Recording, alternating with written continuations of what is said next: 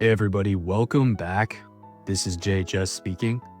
I'm currently on my fledgling diamond farm right now, and you'll see why in a second. But I wanted to come on here to kind of just discuss the new Eco Sanctum upgrades that we got, the Eco Utopia more specifically, and kind of just give my perspective on it for whether you're in like a high age or a low age, and whether or not it's actually of value to you and your city. So when you look at it right away, this is the Eco Utopia. This is the ascended version. You can see it's giving a 9% forge point collection, right? And it's giving a lot of units, a lot of next stage units, a lot of next stage goods, and a lot of finished special production fragments. But what you'll notice it doesn't give is it doesn't get forge points anymore. And the Eco Nexus does give forge points. This is the platinum upgrade for the building. So when you're looking at these two, they're very different and they're for very different players, right? So pretty much what the Eco Utopia is designed for is it's designed for the eco cities.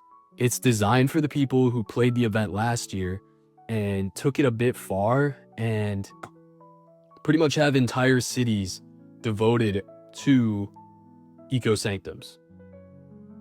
So what this building essentially does, if you're in a higher age, it gives up to a 12% forge point boost now, and it's a lot better for cities that are already getting insane amounts of forge points every day, because, you know, that up to 12% boost is going to be a lot more significant for them compared to someone who is in the Iron Age and clearly isn't getting a huge forge point boost at the moment, right? So that's pretty much what the Utopia is designed for. It's designed for those players who are, already getting insane forge point boosts. And if you're in a low age, it's even worse for forge points because, you're getting a 3% less boost. You're getting no forge points from this, and the population is absolutely insane that it requires. It's kind of a similar story for the Nexus. I mean, it's still worth for a new city because you're still getting in pretty good forge point production. You're getting the next stage goods. I mean, let's be honest, the Eco Hub is easily the best event building because it gives literally everything you want. There's like no filler in this building except for the metals, right? You want everything in this building. And even if you're a new city, the metals are still useful. The population is quite large that it requires, but it's still, let's be honest, it's OP, and the Nexus makes it even more OP. But for a new city, let's be honest, the Utopia is not going to be worth it, right?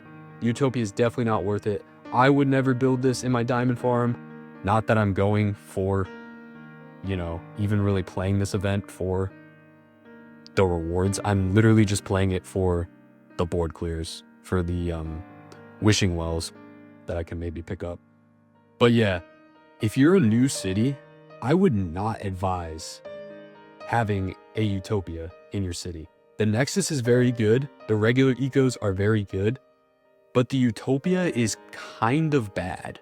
Like, I would not recommend having this in an early age. It really only becomes valuable to people who have, I think I saw on UberNerd's video that you have to have over a 2,000 forge point production every day to break even. And that's in a high age. So if you're in a low age, it's even worse. So obviously on my main, I'm making well over 2,000 forge points a day. I have, a lot. I have a higher level Eternal Market on there. I have, the Queen Anne's from the summer event. So even just the 9% is going to be a lot more valuable for me.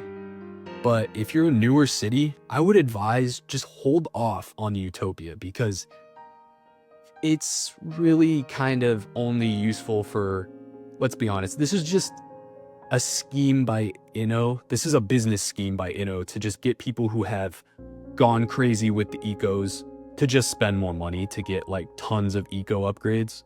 You know what I mean? That's to get, basically it's just a scheme to get people to get nexuses, because if you're free to play, you're only going to get at max 3. You might only get 2 even. And, you know, you're going to be tempted to spend on these passes, which, by the way, the value in these passes, let's be honest, it's better than the summer events passes, but it's still pretty bad. Like, you're not getting regular eco upgrades, so if you don't have the Hover Express, it's kind of bad.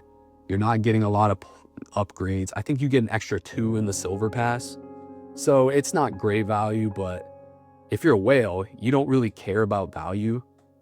You know, you're just going to buy everything anyway. It's really only the free-to-play players that are actually going to look at value, or the budget players that are going to look at value in passes and make actually, you know, try and get the most value possible. So just take with that what you will, guys. In this world, for example, I don't even know if I'm going to get one Nexus. Maybe I do, maybe I don't. It kind of depends. I'm not really going to be sad about it. The daily special I'm actually going to get is a villa, is the Gub Villas, because I'm going to be deleting these Stage of Ages and just going with, you know, 2 villa upgrades, because they outweigh. I'll keep a few of these, but I'm going to be replacing them. But yeah, that's about it, guys. I just wanted to come on here and explain, kind of give a perspective more or less on the low ages, because if you're in a low age, there's no value in this, all right? But yeah, that's about it, guys. Let me know what you guys think of the caravan and the eco upgrades. I was a little bit salty that they put the eco upgrades as the first day of the event. But yeah, let me know what you guys think. You made it this far, you might as well give the video a like, subscribe, and leave a comment letting me know what you guys think about the caravan and what you guys are most excited for.